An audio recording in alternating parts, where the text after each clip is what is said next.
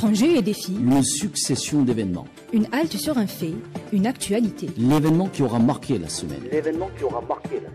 L'événement du Sahel. Un rendez-vous hebdomadaire destiné à décortiquer, analyser et commenter l'actualité phare du Sahel. Présenté par Zine Chafal.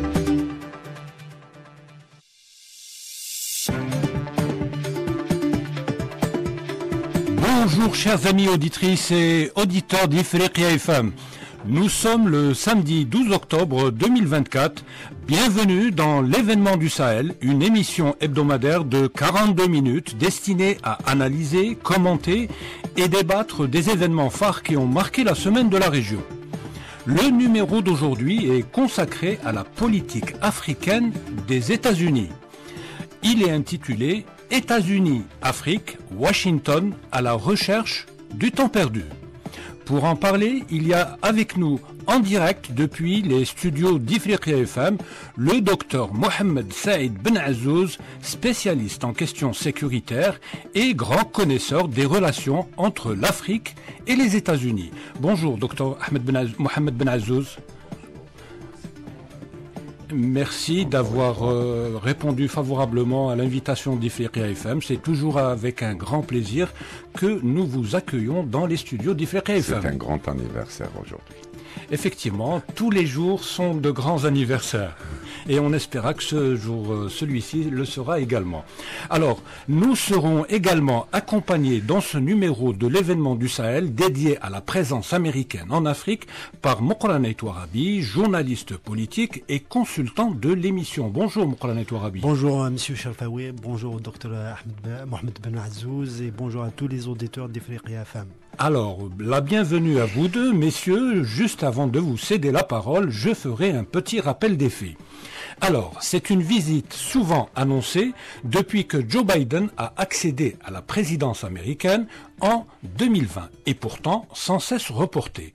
Mais alors que le chef de l'État américain a indiqué ne pas se représenter le 5 novembre prochain, l'un de ses derniers déplacements officiels se fera bel et bien sur le continent africain, plus précisément en Angola.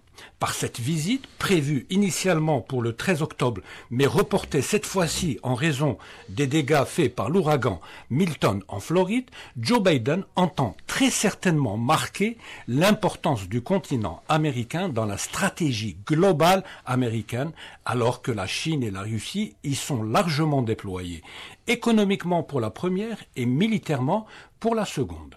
Alors, Monsieur Mohamed Saïd Ben Azzouz, ma première question vous sera adressée. Est-il donc vrai que le continent américain est important pour les États-Unis ? En fait, il est surtout très important pour les démocrates parce que traditionnellement, on a observé que les administrations démocrates cherchent vraiment à développer les relations avec l'Afrique. On les a vus avec l'initiation des sommets USA-Afrique du temps du président Obama. Donc, mais pour l'actuel mandat du président Biden, comme vous le savez, il a été très tumultueux pour des questions de politique politicienne. Oui. Donc, apparemment, l'administration essaie de se rattraper un peu en fin de mandat.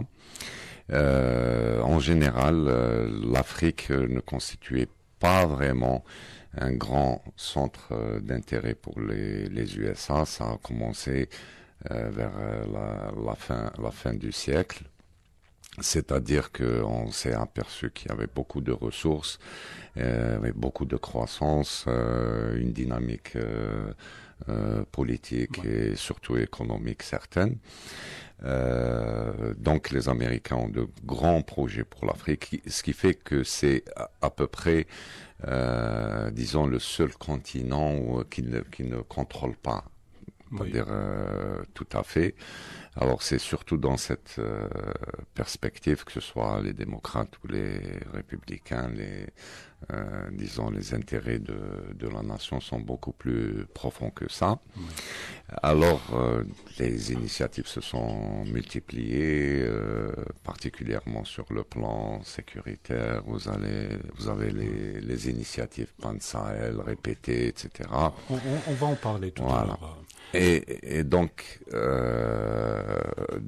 il s'agit d'asseoir, disons, l'influence américaine sur ce continent comme partout dans le monde.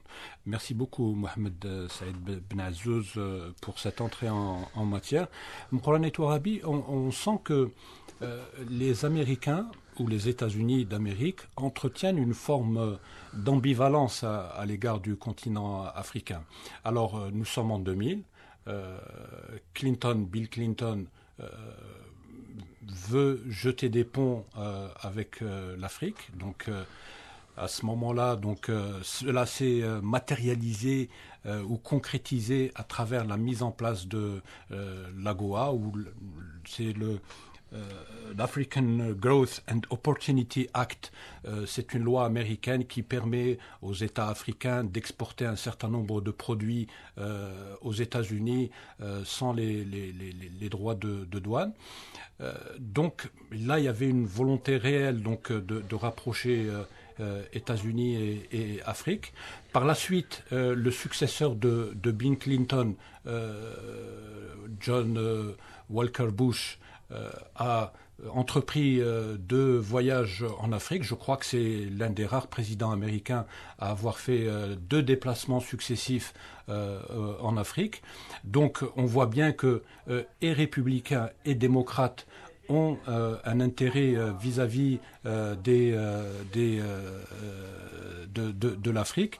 Par la suite, il y a eu Barack Obama en 2015 qui a fait aussi un voyage en Afrique, mais depuis 2015 à nos jours, aucun président américain ne s'est rendu en Afrique. Mais Obama a ramené l'Afrique en Washington. Disons le sommet USA-Afrique. Exactement. C'est une approche plus profonde. Exactement. Donc, depuis Obama, il n'y a plus eu de président américain qui en visite sur le continent africain. Par la suite, il y a eu Trump. Qui a eu des mots très durs à l'égard du continent africain. Il a clairement affiché son désintérêt vis-à-vis du continent africain. Et par la suite, Trump, Joe Biden lui succède en 2020. Effectivement, Joe Biden organise un sommet USA-Afrique en fin 2022, en décembre 2022. En mai 2024, il y a eu un sommet économique USA-Afrique à Dallas. Mais ces événements interviennent dans un contexte particulier. C'est celui de la montée en puissance de la Chine et de la Russie sur le continent. Alors, soudainement, il y a une très grande rivalité entre les États-Unis, la Chine et la Russie concernant l'Afrique. Il y a un autre point important, si tu permets, Zine. Je vous en prie, Mohamed Saïd. C'est que traditionnellement, les USA, comme les grandes puissances, faisaient des procurations à d'autres puissances qui activent en Afrique. Comme actuellement, c'est justement ces anciennes puissances néocoloniales sont vraiment en perte de vitesse en Afrique. Donc il s'agit de prendre directement les choses en point. C'est un point très important qu'il faut toujours se remémorer parce que les USA ont compté pendant très longtemps sur les dérogations qu'ils accordaient à leurs puissances alliées. Merci beaucoup pour cette précision. Je pense qu'on y reviendra également parce que c'est un point très important. Donc, Moukhran, il y a actuellement une très grande rivalité entre les États-Unis d'une part, la Russie et la Chine d'autre part. Est-ce que vous ne sentez pas, Moukhran Touarabi, que les États-Unis sont distancés sur le continent africain, ou du moins sur le plan commercial et économique? En fait, l'Afrique a toujours été dans l'angle mort de la diplomatie américaine depuis fort longtemps. Oui. D'abord, par rapport à la géographie elle-même, les USA, les États-Unis d'Amérique, étant eux-mêmes une sorte de continent qui n'ont pas beaucoup de frontières. Ils ont 2 frontières terrestres, l'une avec le Canada, l'autre avec le Mexique. Oui. Donc, sur le plan géographique, ils sont sur 2 océans. Ils sont beaucoup plus portés sur l'océan, donc sur l'Asie, parce que depuis très longtemps, l'Asie constitue le moteur de la croissance économique mondiale. Beaucoup et la menace. Voilà aussi. Avant, si on remonte un peu dans l'histoire, il y avait l'Empire japonais. Par la suite, vous savez que les États-Unis étaient protégés, la Chine contre l'Empire japonais. Par la suite, les choses ont évolué. Oui. Après la Deuxième Guerre mondiale, les choses ne sont plus ce qu'elles étaient avant. Le Japon n'était plus ce qu'il était avant. La Chine devient le premier rival de la Chine est devenue l'atelier du monde pendant une longue période sans qu'il ait cette ambition de jouer un rôle sur la scène internationale. Cet intérêt pour l'Afrique, cet intérêt des États-Unis pour l'Afrique a commencé le jour où la Chine a pris de la confiance, de la puissance, est devenue une puissance économique réelle. Et qui s'intéresse justement, qui cherche à défendre ses intérêts partout dans le monde, avec une vision mondiale comme les États-Unis d'Amérique. Parce que dans le monde, il y a les États-Unis d'Amérique qui ont une vision globale pour le monde entier dans tous les domaines. Et aujourd'hui, il y a aussi la Chine. Mais pendant cette période où la Chine était un atelier du monde, et la Chine ne jouait pas un rôle géopolitique qui dérangerait ou qui remettrait en cause les intérêts américains. Les États-Unis ne s'intéressaient pas à l'Afrique. Ouais. C'est le jour où ils ont compris qu'aujourd'hui, leur véritable rival, c'est la Chine, qu'ils ont commencé à s'intéresser à l'Afrique. Pourquoi ? Parce qu'aujourd'hui, l'Afrique constitue le moteur de la croissance économique mondiale. Et la Chine, aujourd'hui, est le pays le plus implanté en Afrique. D'ailleurs, il dépasse de loin l'Union européenne en termes d'échanges économiques. Et les États-Unis d'Amérique, ils sont derrière, avec 250 milliards de dollars d'échanges. En 2022, c'est effectivement entre la Chine et l'Afrique, $250 contre à peine 84 milliards d'échanges entre les États-Unis d'Amérique et l'Afrique. Ça illustre un peu le manque à gagner. Le décalage. Et le décalage s'explique aussi par le manque d'intérêt des Américains pour le continent. Pourquoi ? Parce que, justement, longtemps, les Américains laissaient leurs alliés gérer l'Afrique. Quand ils ont quelque chose, des intérêts à préserver, ils passent toujours pour leurs alliés. Par leurs sous-traitants occidentaux. Les anciennes puissances coloniales, qui sont la France, la Grande-Bretagne et d'autres les États européens. Aujourd'hui, on constate qu'effectivement, il y a eu un regain d'intérêt à partir de 2000. Pourquoi à partir de 2000 ? Parce que la Chine a décliné sa vision pour l'Afrique en 2000, en termes de coopération, en termes d'accompagnement, en termes d'aide sur tous les plans. Et à partir de là, l'administration américaine a commencé à s'intéresser à cette Chine qui monte en puissance sur tous les plans, y compris militaires. Et ils ont commencé à mettre en place des politiques envers le continent africain. Vous avez cité quelques visites. Effectivement, aujourd'hui, Joe Biden, depuis son arrivée, il n'a pas pu se déplacer, mais il a toujours promis de venir en Afrique. Il y a eu quand même une visite en 2000. Il y a eu Blinken qui a fait au moins 3 tournées en Afrique, dont la dernière c'était en janvier 2024. Oui. Il y a eu Kamala Harris, la vice-présidente, qui s'est rendue en mars 2023 dans 2 pays africains. La secrétaire d'État aux finances, je Il crois. y a eu l'épouse du président qui n'était pas à sa première visite. Elle s'est rendue en Afrique plusieurs fois avant qu'elle soit la première dame, mais aussi en 2023, elle s'est déplacée dans 2 pays clés, le Kenya et je pense, si ma mémoire est bonne, l'Angola ou un pays voisin. Donc cet intérêt a été manifesté plusieurs fois. Il a abouti, il a été couronné par un sommet en décembre 2023 aux États-Unis, les États-Unis qui ont acquis les États africains. Décembre 2022. En décembre 2022. Voilà, donc toute cette politique aujourd'hui s'explique aussi On a un regain d'intérêt américain pour le continent africain. C'est une puissance qui cherche à contrebalancer justement l'influence chinoise et en Afrique, parce que la Chine a pris une longueur d'avance assez importante, assez considérable par rapport aux États-Unis d'Amérique. Et pourtant, Pranay Touarabi, l'intérêt de la Chine pour l'Afrique est aussi récent. Tous les spécialistes le datent à partir des années 2000 aussi. Oui. Mais en 24 ans, la Chine a fait effectivement un pas de géant en Afrique, si bien que la Chine est devenue le premier partenaire commercial de l'Afrique avec 250 milliards d'échanges chaque année.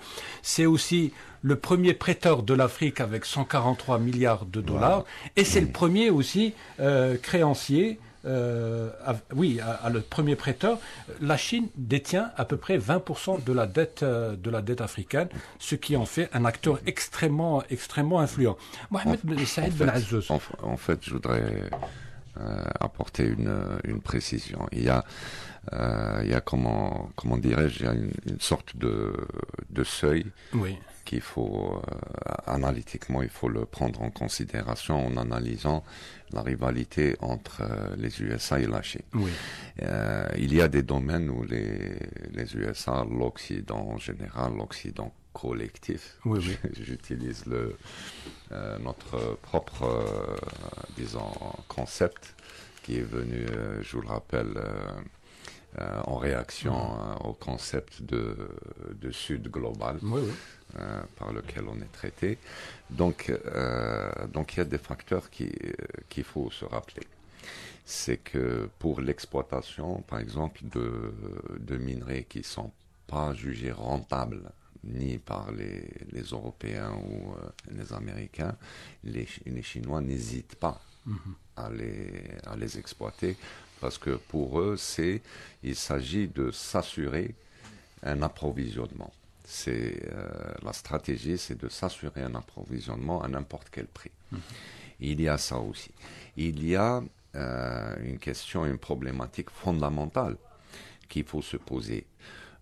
Que fait pour les Africains l'attrait chinois? Qu'est-ce qu'il représente?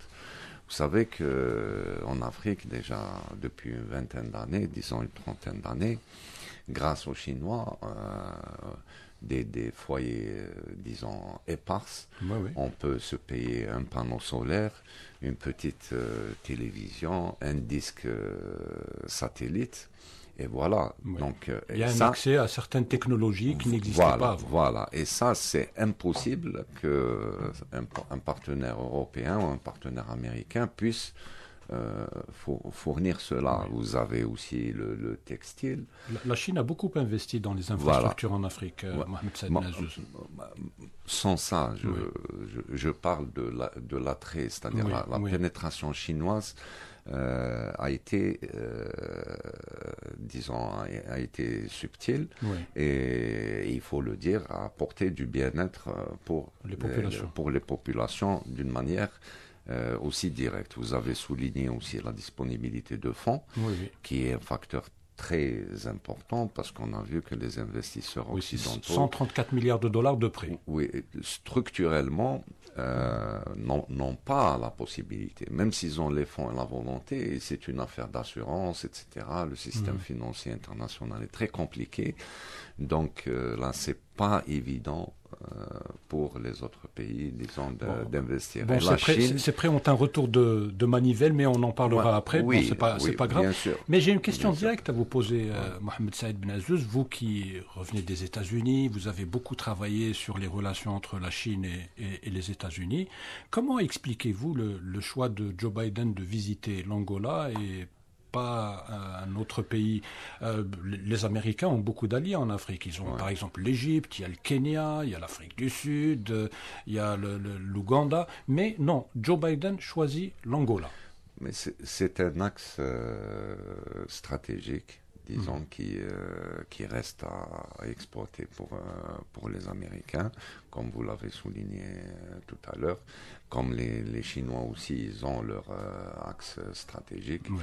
On a vu une première mondiale, on a vu les Chinois qui se sont installés à la Corne de l'Afrique, ils se sont même militairement installés. Oui, ils ont une base militaire à Djibouti.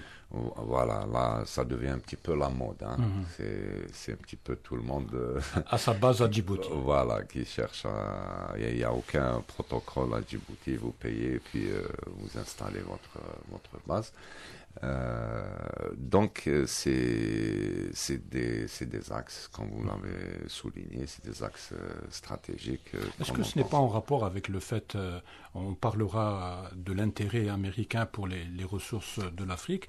Bon, l'Angola est un pays côtier, c'est le deuxième plus grand producteur de pétrole en Afrique.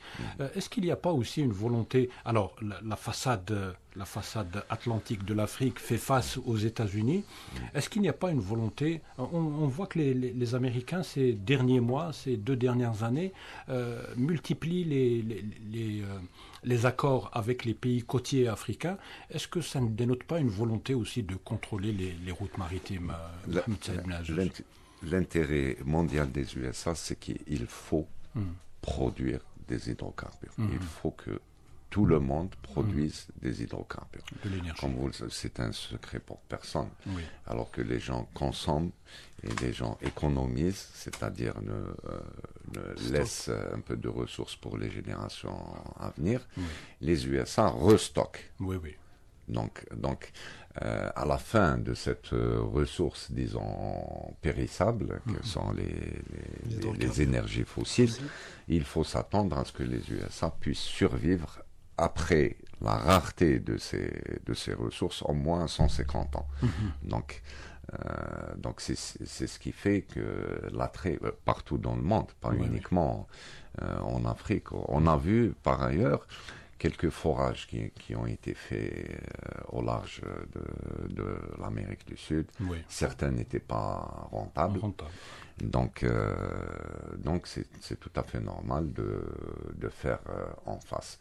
Mais sur le plan sécuritaire, puisque vous parlez de l'Atlantique, de route maritime. Voilà, là il y a disons un certain égoïsme américain qu'il faut relever, parce que comme vous savez, les USA souffrent du fléau de la drogue. Oui. Donc des fois on a l'impression que le blocage au nord, c'est-à-dire comme l'a souligné mon ami Etoile Arabi, que les drogues passent par le sud. Donc, c'est-à-dire ils vont vers l'Afrique, justement. Pour remonter par la sud. Voilà, les côtes ouest africaines. Vous parlez du golfe de Guinée, par exemple. Voilà. Qui est l'une des plaques tournantes du trafic de drogue. Pour remonter. Là, il y a plusieurs, thèses. On dit, certains analystes avertis disent même que les cartels mexicains les plus introduits, notamment le cartel Zeta, qui n'a pas vraiment d'état d'âme, comme vous le savez, il est constitué d'anciens militaires, de vétérans, qui sont d'une manière très dure de gérer les affaires. On a vu qu'ils étaient intéressés par la route africaine. Bon, certains experts disent que indirectement c'était une incitation américaine, parce que plus les routes sont diversifiées, moins la pression tombe sur les USA. Maintenant, dans ce domaine, le trafic de drogue, ça change parce qu'il y a les drogues de synthèse. Oui, oui. Et donc, avec les drogues de synthèse, il n'y a pas vraiment disons, de questions géopolitiques ou géosécuritaires à se poser, parce qu'on peut les produire partout, et c'est ce qui se passe particulièrement en Floride, Oui, oui. où beaucoup de nouvelles drogues fleurissent. Il y a beaucoup aussi d'ateliers de fabrication de drogue en Afrique, et particulièrement, dit-on, dans le nord du Niger et dans le sud de la Libye. Merci, Dr Benazouz. Je vais encore insister sur le choix de l'Angola par Joe Biden. Alors, Mohamed Saïd Benazouz vient de nous donner un élément de réponse qui est extrêmement intéressant. Nous avons parlé de l'enjeu des routes maritimes, nous avons parlé de l'énergie, cette nécessité pour les Américains de voir les pays, notamment africains, produire plus d'énergie. Mais, Moukran Touarabi, l'intérêt pour l'Angola pourrait s'expliquer aussi par le fait que certains voisins de l'Angola sont de grands producteurs de matières rares, de minerais. Je parle par exemple... Cobalt et le cuivre, et le cuivre qui rentre dans la fabrication de piles électriques destinées aux voitures électriques. Alors, c'est la RDC, c'est l'Ouganda, et ce qui intéresserait particulièrement les Américains en Angola, c'est le fameux port de Lobito. Oui, effectivement. Cette visite, vous savez que le président Joe Biden a reçu le président angolais en décembre 2023 dans le bureau ovale, où ils ont eu une longue discussion sur la coopération bilatérale et sur justement tous les projets que comptent les États-Unis d'Amérique de concrétiser en Afrique. Parmi ces projets, vous avez le corridor de Lobito qui est connecte donc la RDC, donc la République démocratique Ouganda, du Congo, RDC et Angola, jusqu'à l'Angola en passant par la Zambie. Donc il va faire comme ça. Oui. C'est un cercle trois pays qui sont proches de la Tanzanie. La Tanzanie, dont la Chine a beaucoup investi ces dernières années, qui est sur l'autre, donc sur l'est, sur l'océan Indien. Donc le choix de l'Angola, c'est un choix stratégique. Ils ont déjà lancé les travaux de réalisation de ce... En fait, c'est un tronçon qui est sur 1300 km. Je crois qu'il existe déjà des questions de le rénover. Le côté angolais a été déjà pris en charge initialement. C'est un projet qui a été lancé par la Chine.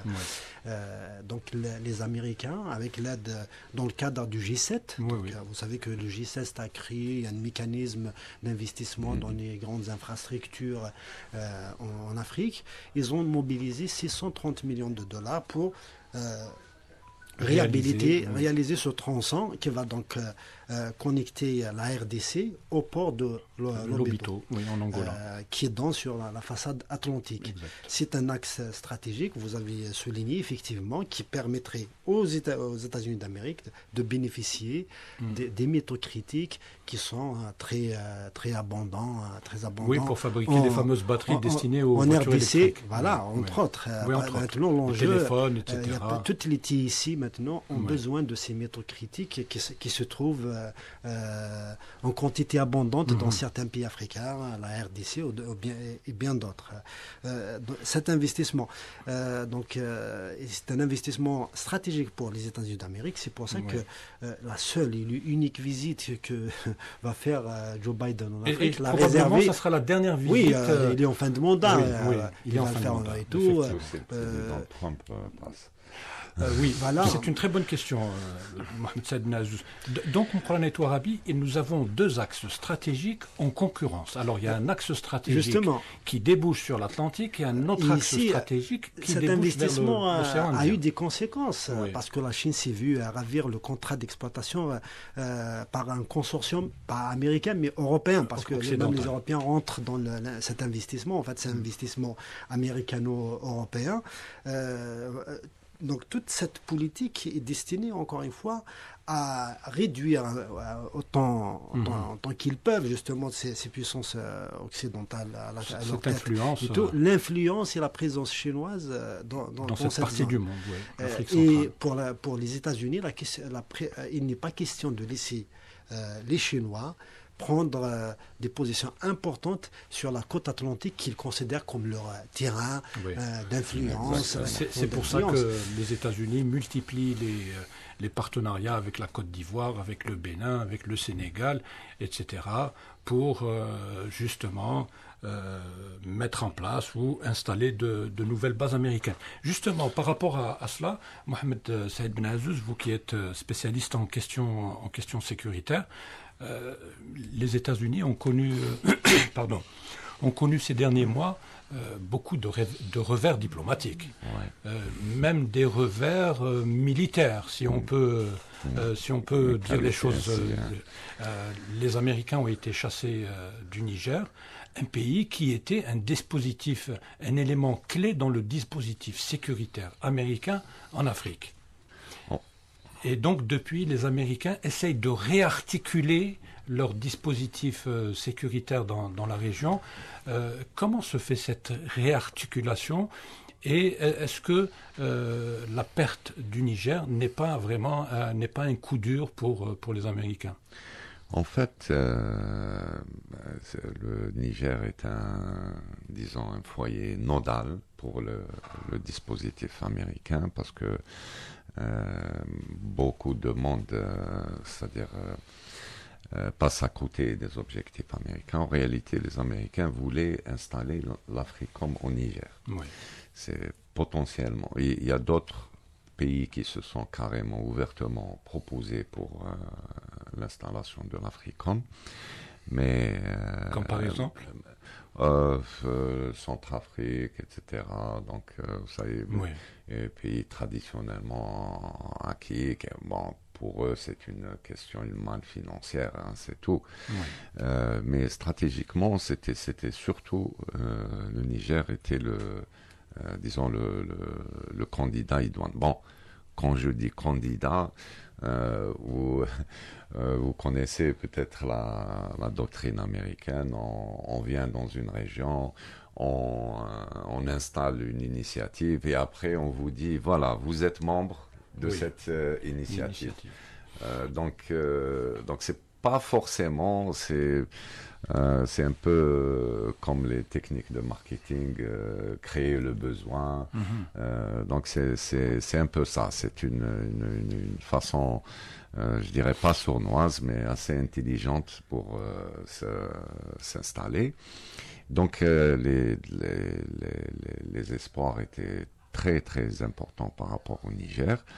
Et ce qui est le plus important, c'est que ça vient couper cette continuité, cette dynamique entre l'ouest et l'est de l'Afrique pour les Américains qui se retranchent pour le moment au Tchad, qui ne perdent pas vraiment espoir, parce que si vous revenez au fondement de la crise, c'est arrivé grâce à la maladresse d'une diplomate américaine qui connaissait des fois les analystes de salon, comme on peut les appeler, de Washington, quand ils se déplacent sur le terrain. Des fois, ils ont, disons, le mood my way and the highway, c'est-à-dire vous allez faire comme on vous dit. Ils sont tombés sur des gens qui sont vraiment résolus, qu'on en a parlé dans plusieurs émissions des nouvelles dynamiques au Sahel. C'est une sorte de renouvellement des années 60, mais vraiment avec des indépendances vraiment totales. Ce n'est pas des indépendances qui ont été programmées par les puissances mondiales et occidentales, mais ça vient vraiment du fond de ces populations. Donc voilà. Donc ça, le Niger, c'est un grand coup, mais il ne désespère pas de pouvoir rattraper la chose. Mais en tout cas, ce ne sera jamais comme c'était auparavant. C'est-à-dire, ils auront pas les facilités qu'ils avaient obtenues avec des dirigeants plus ou moins implantés par l'Occident. Donc ce ne sera pas vraiment du chez soi. La présence américaine, Mohamed Saïd Ben Azouz, au Niger remonte à 2012, c'était déjà sous Bush. Non, bien avant. Bien avant. Mais de 2012... C'était l'accord, les Américains avaient obtenu l'accord de Niamey pour mettre en place 2 bases, l'une à Niamey et l'autre à Agadez. Bien avant ça, Oui. les critères d'implantation américaine sont clairs et bien connus. Vous savez, le pays doit avoir signé ce qu'on appelle un Status of Force Agreement, c'est-à-dire un statut des forces en présence qui sont implantées dans le pays. En gros, vous accordez l'immunité diplomatique à ces forces. C'est mal agencé aussi de la part des Américains parce que pour plusieurs pays, ça heurte. Oui. Ils disent que nous avons les diplomates, les militaires. Non, c'est autre chose. En réalité, le fondement, disons, académique de la chose, c'est la primauté de juridiction. C'est-à-dire que quand vous avez des militaires chez vous, le pays qui les envoie a la primauté de juridiction. C'est-à-dire c'est lui, en cas de problème, c'est lui qui a la priorité pour juger les méfaits et tout. Mais la manière dont les Américains présentent la chose peut heurter plusieurs pays. Il y a aussi un accord d'exemption sur la base de l'article 98 du statut de Rome. C'est pour les criminels de guerre. Comme vous savez, la Convention de Rome, elle est focalisée sur les criminels de guerre, etc. Et donc, l'article 98 offre au pays d'avoir des accords bilatéraux pour ne pas être obligé de remettre d'éventuels, par exemple, criminels de guerre américains qui se trouvent au Niger, et l'inverse aussi est vrai. Donc, ces 2 conditions sont préalables pour que les Américains puissent s'installer dans un pays X. Mais alors, Mohamed Saïd Ben Azouz, le dernier soldat américain, a quitté le Niger le 17 septembre 2024, et depuis, donc, les Américains sont à la recherche d'une alternative au Niger.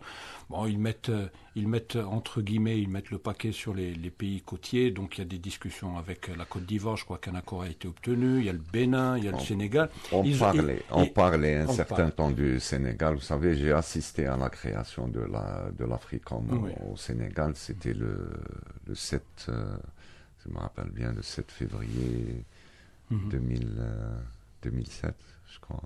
2007 ou 2006. Donc, on parlait du Sénégal, etc., mais c'est pas sérieux. Les Américains cherchent quelque chose de continental.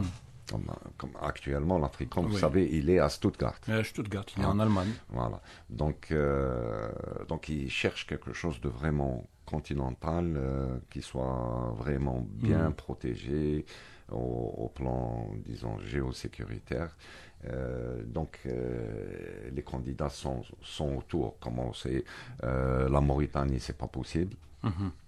Donc, le Mali se sent pas vraiment intéressé au Mali à cause de la crise, surtout de la question terroriste, etc. là-bas. Donc, la Mauritanie, vous connaissez la politique de la Mauritanie, bien qu'ils ont... si vous allez à Nouakchott, vous pouvez voir l'ambassade américaine, c'est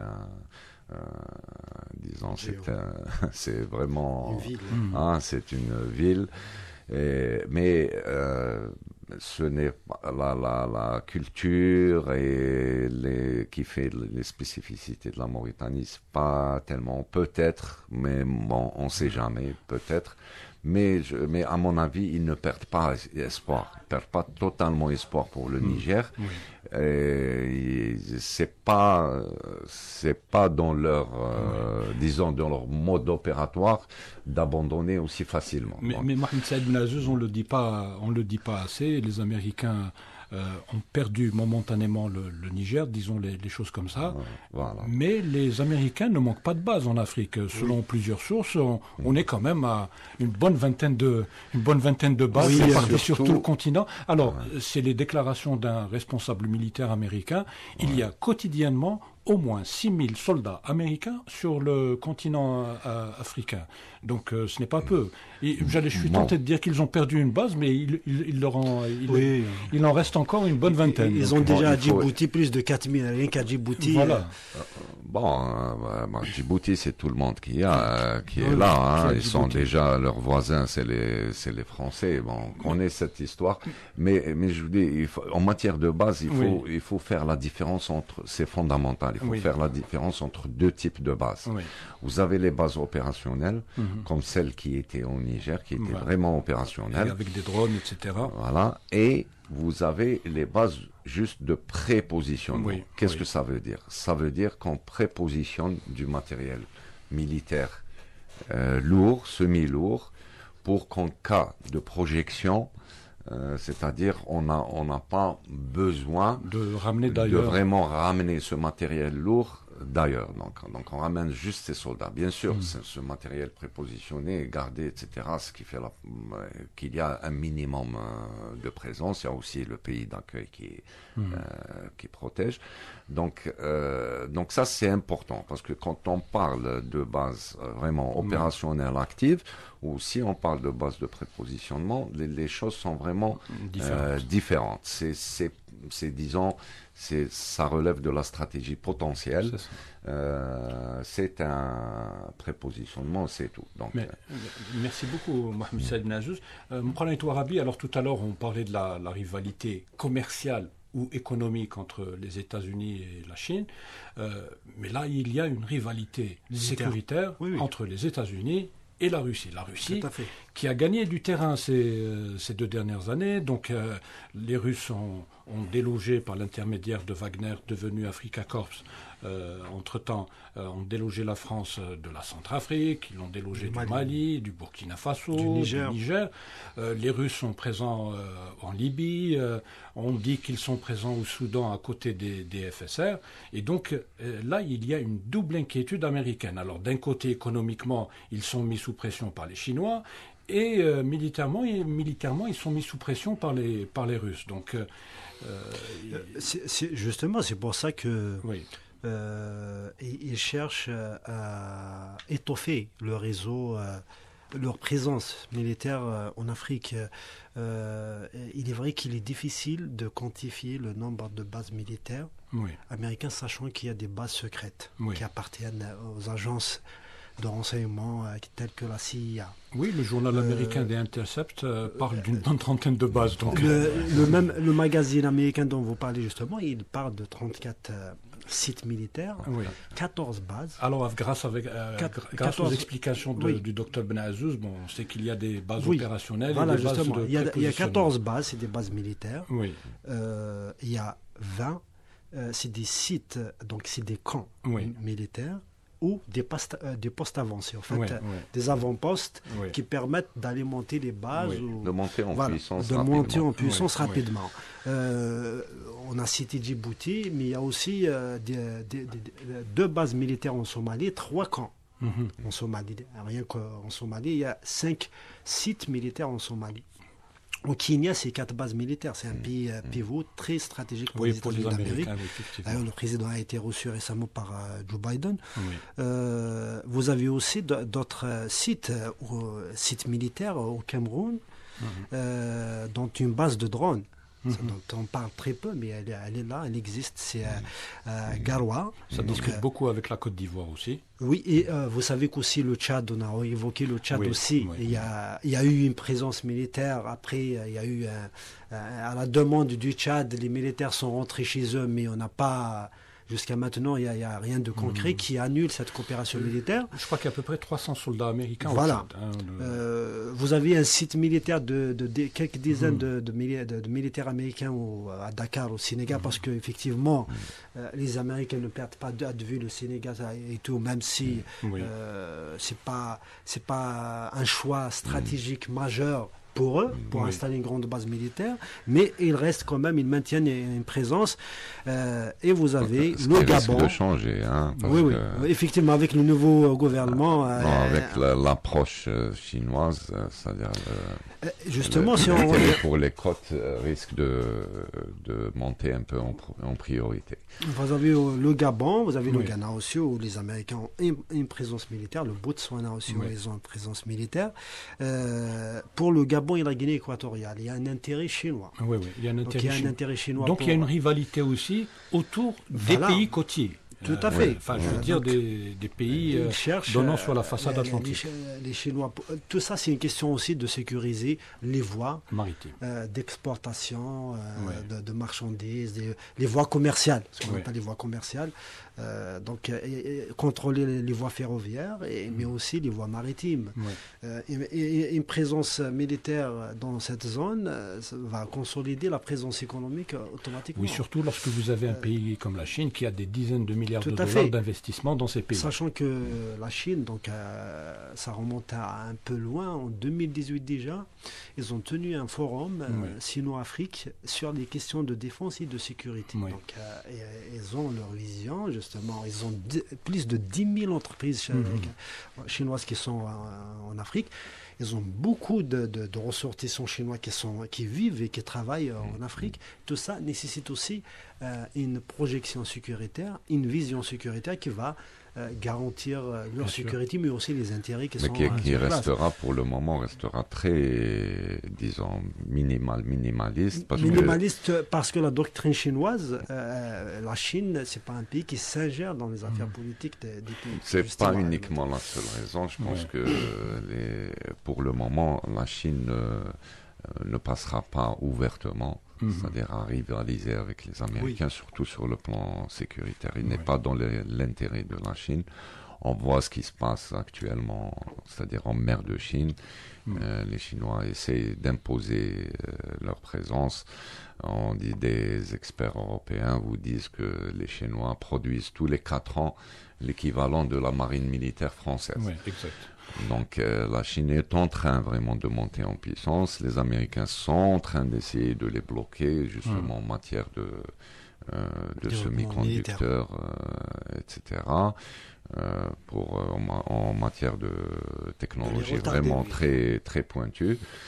Oui, Mohamed Saïd Ben Azouz, donc on sent que les Américains sont extrêmement gênés, handicapés, pénalisés par le fait que leurs sous-traitants occidentaux en Afrique aient perdu leur bras de fer avec la Russie. Je parle par exemple de la France qui, en l'espace d'une année, a perdu des positions importantes à la fois en Centrafrique, au Mali, au Burkina Faso, au Niger. Donc, est-ce que vous pensez que ce retard-là ne risque pas d'être préjudiciable pour les Américains ? Et tout en sachant que le retrait de la France profite à la Turquie, aux Émirats arabes unis. Nous avons de nouveaux acteurs en Afrique. Exact.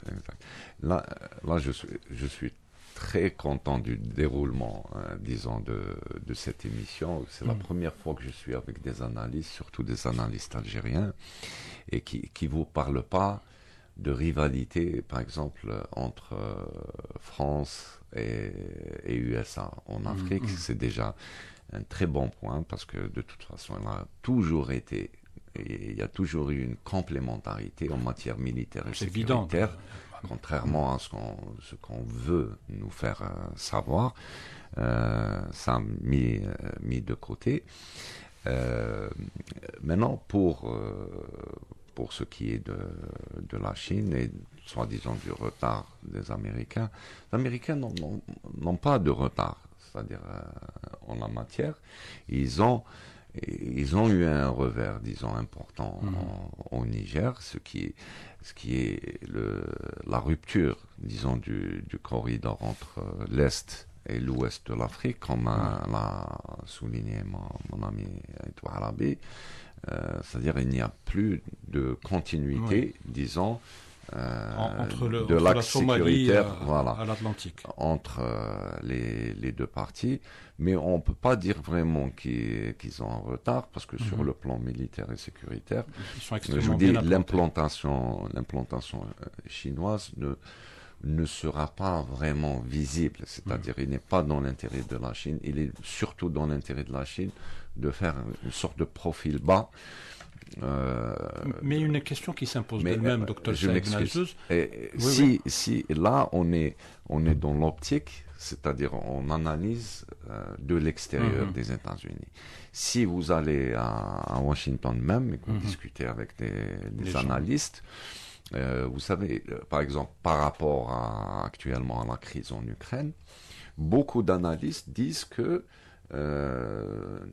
les Américains, c'est-à-dire eux, ils disent nous sommes en train de faire fausse route parce que la véritable menace et menace potentielle, c'est la Chine. C'est-à-dire que les États-Unis devraient concentrer leurs efforts sur la Chine et non pas sur la Russie et la question d'Ukraine. Donc, vous savez, c'est bien d'analyser, c'est-à-dire à partir de l'extérieur, mais c'est bien de voir ce que pensent les gens à l'intérieur. Et si vous voulez, tout à l'heure, on pourra projeter après les élections. Tout à l'heure, je ne pense pas parce qu'il reste à peine 2 minutes. Ouais, justement, je vais vous adresser la dernière question. En 1 minute, si vous le pouvez. Ouais. Vous rentrez des États-Unis, vous avez suivi une partie de l'élection américaine. Alors, maintenant, les démocrates manifestent un intérêt pour l'Afrique. Qu'en sera-t-il après le mois de novembre ? Bon, est-ce que vous pensez que l'État américain va continuer, je dis l'État américain, quel que soit le président, ou vous pensez que cette stratégie connaîtra une inflexion après l'élection ? Vous savez, en matière de relations internationales, c'est bien de parler d'État. Oui. Des fois, il vaut mieux parler d'état profond, c'est-à-dire qu'est-ce qui fait. Je voulais pas le dire, j'allais le. Voilà. Oui, mais bon, effectivement. Parce que si vous allez, par exemple, aux États-Unis, vous leur dites, montrez-moi votre process de prise de décision, vous ramenez 14 bouquins, l'équivalent d'annuaire, le rôle de ceci et de cela. En réalité, la décision est faite par des groupes d'influence qui sont bien connus. Bon, d'abord pour les élections, rapidement, ce qu'il faut comprendre, c'est que Kamala Harris est la véritable représentante de l'État profond américain. Ça, c'est un élément intéressant. Ça s'est illustré avec le soutien de Dick Cheney, etc. Et ça, c'est les grandes stratégies mondiales des États-Unis qui passent à travers ça. Trump, comme vous l'avez assez bien expliqué avant, c'est une personne qui est anti-establishment, donc c'est une personne qui aussi, il faut le dire, qui est un très bon businessman et qui pense en dehors de la boîte. Donc là, l'issue, pour les analyses, c'est un véritable derby, malgré que fondamentalement, la balance est penche vers le président Trump, mais le soutien de l'État profond à Kamala Harris peut faire changer les choses, surtout le potentiel, les finances, etc. Ça peut faire la différence. Dernièrement, le lobby